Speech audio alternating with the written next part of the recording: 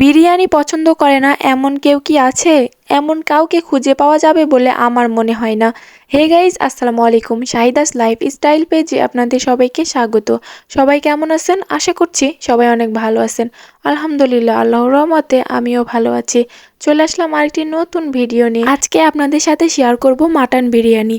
তো এখানে আমি ফার্স্টে গোস্তগুলো কেটে নিলাম, তারপরে পেঁয়াজ ছিলে কুচি কুচি করে কেটে নিলাম। পেঁয়াজ কেটে নেওয়া হয়ে গেলে আলু সুন্দর করে বড় বড় পিচ করে কেটে নিলাম। নেওয়ার পরে রান্নায় চলে আসলাম। প্রথমেই অনেকগুলো পেঁয়াজ বেরেস্তা করে নিলাম। এখান থেকে অর্ধেকটা তুলে রেখে দিচ্ছি আর অর্ধেকটা দিয়ে গোস্ত কষাবো। পেঁয়াজ বেরেস্তা তুলে নিয়ে ওই তেলেই আলুগুলো দিয়ে দিলাম, দিয়ে সামান্য পরিমাণ নুন হলুদ দিয়ে আলুটাকে খুব ভালোভাবে ভেজে নিচ্ছি।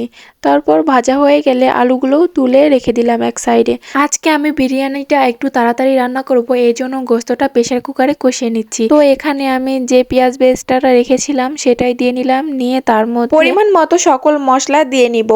দারচিনি, বড় এলাচ, ছোট এলাচ, তেজপাতা, লবঙ্গ, আদা রসুন, জিরা বাটা, লবণ, হলুদের গুঁড়া, মরিচের গুঁড়া, জিরার গুঁড়া, ধনিয়ার গুঁড়া সকল মশলা দিয়ে ভালোভাবে নাড়াচাড়া করে একটু পানি দিয়ে দিব। তারপর রাঁধুনি বিরিয়ানি মশলা দিয়ে একটু নাড়াচাড়া করে খুব ভালোভাবে মশলাটা কষিয়ে নিব, কারণ মশলা কষানোতেই খাবারের আসল স্বাদ।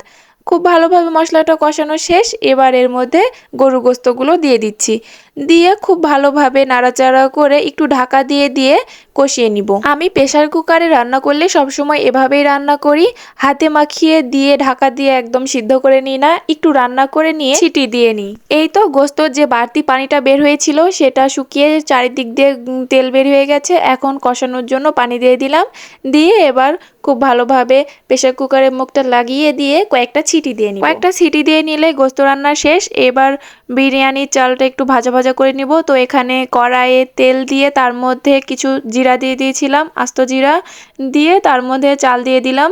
এখন খুব ভালোভাবে নাড়াচাড়া করে চালটা কিছুক্ষণ ভাজা ভাজা করে নিব। চালটা ভাজা ভাজা হয়ে আসলে এখানে আমি পরিমাণ মতো পানি দিয়ে দিচ্ছি। আমি এখানে 3 পোয়া পোলাওয়ের চাল নিয়েছি, তো এখানে আমি 5 পোয়া পানি দিয়ে দিলাম।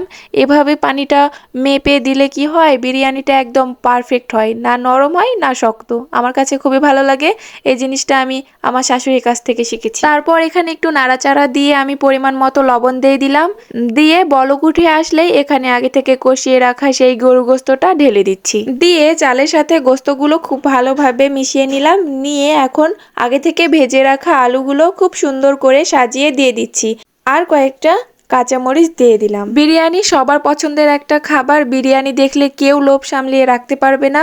আমাদের বাসার সবাই অনেক পছন্দ করে বিরিয়ানি, আর গরু গোস্তের বিরিয়ানি তো আরো বেশি পছন্দের। আমার বিরিয়ানি রান্নাটা একদম শেষের পথে। এখন আমি পেঁয়াজ বেরেস্তাগুলো খুব সুন্দর করে বিরিয়ানির উপর দিয়ে ছিটিয়ে দিব, দিয়ে একদম ঠাসা ঢাকা দিয়ে দিব। একটা দুঃখের বিষয় বলি, আমার সাথে শুধু হয় কিনা আমি জানি না, এখানে আমি ভিডিও অন করতেই ভুলে গেছি, দিয়ে এখানকার ক্লিপটা নেওয়া হয়নি। তো এটাই আমার বিরিয়ানির ফাইনাল লুক। আপনাদের কাছে আজকের ভিডিওটা কেমন লাগলো অবশ্যই কমেন্টে জানান। আর সবাই ভালো থাকবেন, সুস্থ থাকবেন। আল্লাহ হাফেজ।